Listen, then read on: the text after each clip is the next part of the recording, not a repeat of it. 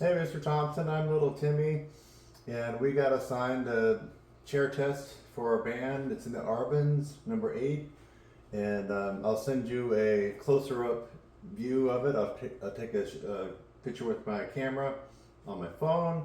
There's my phone. My phone is recording now, and I'm just having some trouble with it. Not sure exactly what's going on. Then we also have to record the F sharp major scale, or actually not really record it. I'll record it for you, but we have to do these two for our chair test and band at the end of this week. So this is Why Do I Weep for Thee, Arbans. It's on the chair test.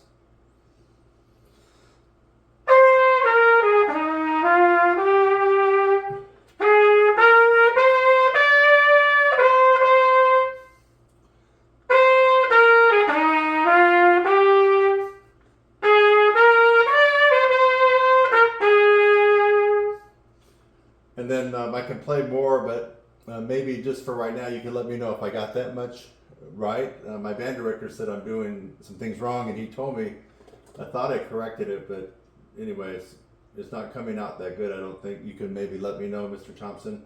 Then we also had the F sharp major scale, and seems a buddy of mine said I'm not really doing it correctly, but I'm having trouble figuring out what that is. I know what the key is. This has all the sharps.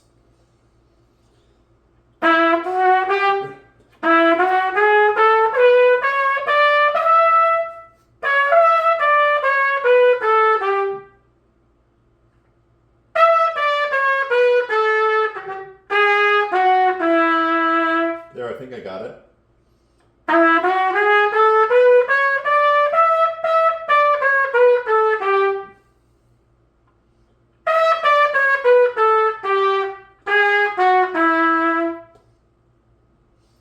Okay, Mr. Thompson, I'm Little Timmy, and I'm looking forward to your response.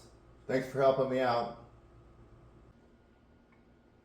Hey, Little Timmy, it's Mr. Thompson, Kurt Thompson, and I got your video submission, and you're doing a pretty good job on most of it.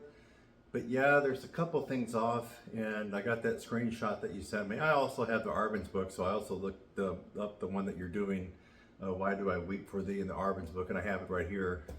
So thanks for the screenshot that you sent me, the shot with the camera. But a couple things I want to point out. You got 2 flats in the key, and what key does that put you in for trumpet? You got 2 flats. That puts you into the key of B flat.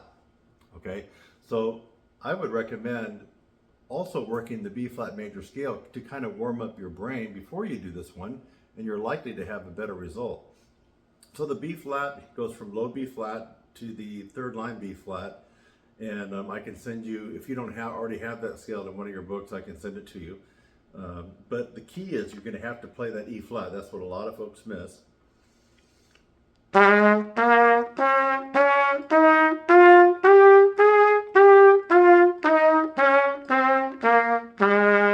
That's the B flat major scale, and it wouldn't be a bad idea for you to be going through that just a couple times, maybe 10, 20, 30 seconds before you do this particular piece that you're working on, which is a more musical piece. And so when I heard you and saw you go through this one, my first reaction is, where is Little Timmy's metronome? If you don't know, I like everybody to work the metronome with your pieces because it keeps you honest, keeps you from going too fast, too slow, and you end up developing a better intrinsic sense of tempo by working with the metronome. So that's number 1. I would recommend that you get out your metronome. Now you can, when you're not using your phone to record, you probably can download a metronome app. I've seen a million of them. So get a metronome, a standalone, or get an app on your phone, but you got to have a metronome with it. This is Andante con tristesto, so we're not going blazingly fast. Andante is kind of a walking tempo, so it's maybe with a little extra oomph, but you played it, from my opinion, a little too fast for this particular piece. Also, it is piano and dolce at the beginning. Dolce is sweetly, notice with nice sweet solo, and soft. And then we got to keep the key in mind. I noticed that sometimes you see the tie over the notes, And that means to slur, little Timmy. I noticed when you went through the first section of the piece that on some of the phrases where it had the tie over it, or you could call it a slur, I noticed that you were tonguing that. So when you see the curved line over several notes, you definitely want to not use the tongue. We're going to be slurring it, and that makes it come out more dolce, right? More sweetly. So let's see if I can do the part of it for you and see if you can hear the difference. And then what you can also do is you can model, maybe not role model is the right word, you can model what you hear me do. So for example, after you've already played the B flat major scale, before you play it, turn on me and listen to how I'm doing it and follow along in your music. Keep that in your ear and then you try to do it. You may want to record yourself on your own and then just try to compare how close you are to how I'm doing it. So just the first couple of measures of this one.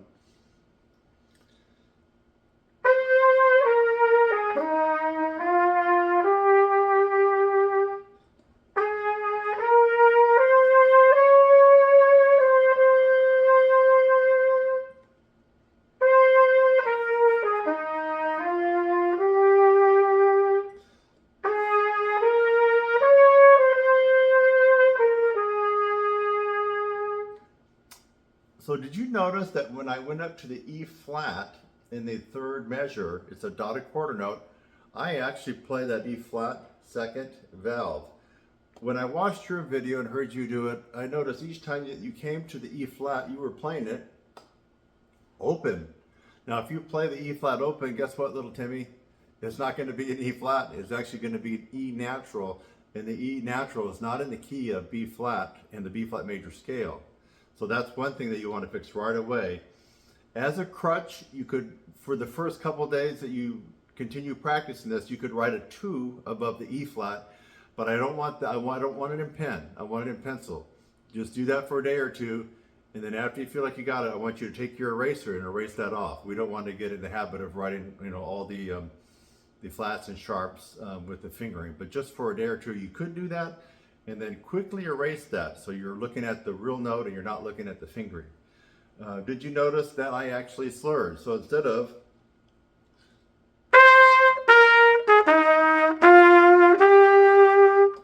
that has a tie over it, little Timmy, so you're going to tongue the first note. The rest of it will be slurred, no tongue.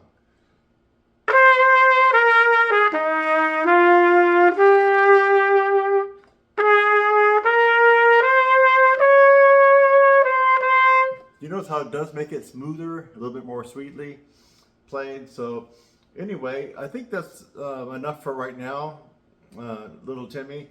And let's quickly go over to the F sharp scale. In the F sharp scale, it seems like you're getting pretty close on it, Timmy. You're hesitating on some of it. Now, you want to run through in your brain and then out loud say the names of the notes in the scale. So we have F sharp, G sharp, A sharp, B, C sharp, D sharp, E sharp, F sharp, and then say those names backwards as you go down and descend the scale. So at the top you have F sharp, E sharp, D sharp, C sharp, B, A sharp, G sharp, F sharp. That's one thing I want you to do. I want you to clarify this and get it out of your head and get it out in the open with your voice. The next thing I would like for you to do is to say the valve combinations as you go up. So we have second, 2, 3, 1, 2, 1, 2, 2, 1, 2. That's the F sharp at the top, coming back down. 2, 1, 2, 1, 2, 2, 1, 2, 3, 2. So that should put you on the straight and narrow as far as the right fingerings. Now, when I heard you do it, you did correct yourself when you hit the A natural by mistake, and you played it first valve, which is the A sharp. But each time that you went up and down, I noticed when you got up to the E sharp, well, when I heard you do it, and saw you do it, little Timmy, you actually were playing E natural. And E natural is open, and E sharp is first position, first valve. So that's one correction that you have to make on your scale.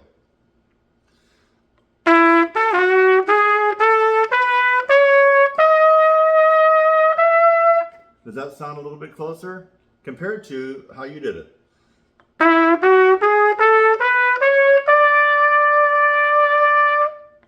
That doesn't sound quite right, does it, for a major scale? Yeah, it's the E natural in there that's kind of doing a little damage. So we have to change that from an open position to first, and then that should make the scale come out pretty good.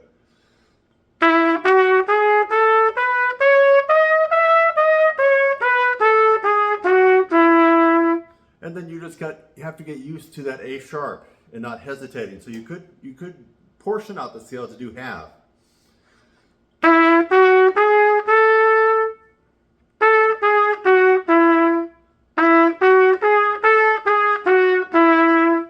So you're getting the first half of the scale down and you're kind of nailing that A sharp, which is first valve, and not doing the finger bobble on it where you kind of want to play A and then you realize, oh, it's A sharp.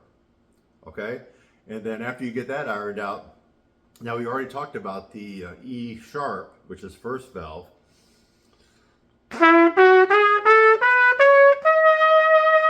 You'll want to make sure you're hitting that note, not, but. All right, little Timmy, I think if you work on what I just sent you, I think that you are going to do good in your chair test. Who knows? Keep an open mind. Maybe you might go all the way to first trumpet. So Kurt Thompson here. Hope you enjoyed this little mini lesson of ours. And if you want to send me the rest of that piece in a new video swap, go ahead.